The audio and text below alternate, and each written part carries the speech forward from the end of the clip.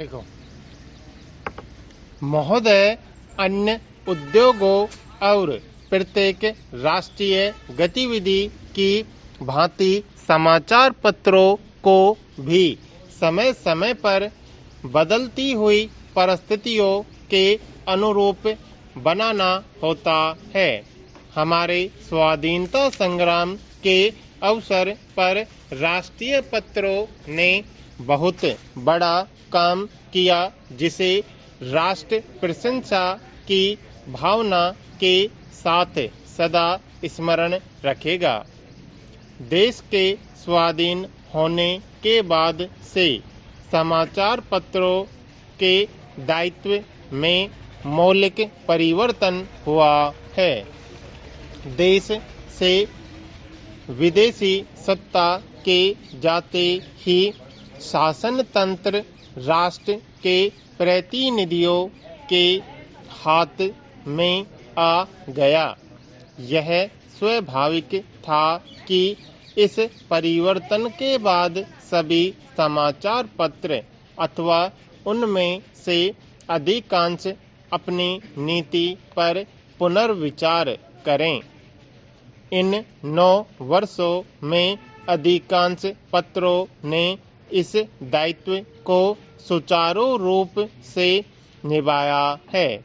मैं यह प्रसन्नता से स्वीकार करता हूँ कि पत्रों ने राष्ट्रीय महत्व के प्रश्नों पर सरकार का समर्थन कर उसका बल ही नहीं बढ़ाया, बल्कि जब कभी विचार स्वतंत्र और सच्चे मतभेद की मांग हुई तो पत्रों ने आलोचना का आश्रय भी लिया।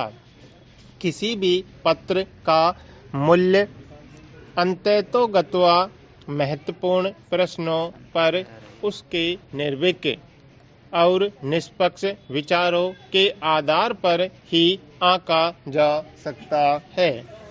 मैं समझता हूँ एक साधारण पाठक की दृष्टि में आदर्श समाचार पत्र वही है जो निष्पक्षता तथा निर्भीकता से भी उचित बातों का समर्थन करे और प्रत्येक अनुचित कार्यवाही की निंदा करे। ऐसे देश में जहां विचार स्वतंत्र की पूर्ण व्यवस्था है, समाचार पत्र ही अपने निष्पक्ष तथा वस्तुगत मूल्यांकन से जनता का पथ प्रदर्शन कर सकते हैं। यह काम उतना ही आवश्यक है जितना जनसाधारण में संवादों का प्रसार करना। भारत में समाचार पत्र उद्योग लगभग 100 वर्ष पुराना है।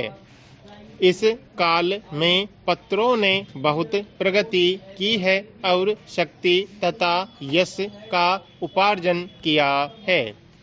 किंतु जब हम भारतीय पत्रों की दूसरे प्रगतिशील देशों के पत्रों से तुलना करते हैं तो हम बहुत सी बातों में, विशेषकर प्रकाशन संख्या की दृष्टि से, अपने पत्रों को बहुत पिछड़ा हुआ पाते हैं।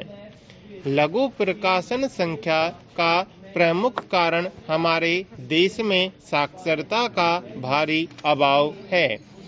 यह हर्ष का विषय है कि कुछ समय से पत्रों की प्रकाशन संख्या बराबर बढ़ती जा रही है और देर सवेर उसकी दूसरे देशों के पत्रों की प्रकाशन संख्या से तुलना की जा सकेगी।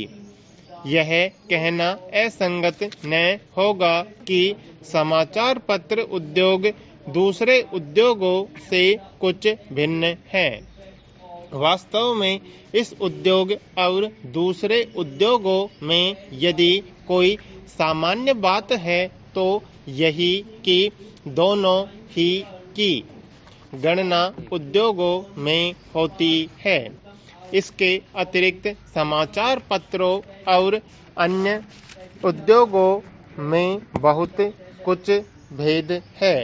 किसी भी उद्योग पर राष्ट्रीय संगठन और राष्ट्र के लोगों के विचार, उनके लक्ष्य तथा महत्वाकांक्षाओं को व्यक्त करने का इतना भारी उत्तरदायित्व नहीं जितना समाचार पत्र उद्योग पर है।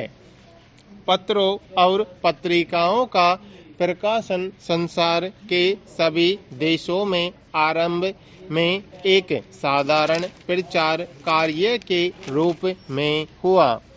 उस समय यह कार्य आर्थिक लाभ से ऊपर था। धीरे धीरे जैसे पत्रों के पाठकों तथा ग्राहकों की संख्या बढ़ती गई और पत्र विज्ञापन का माध्यम माने जाने लगे,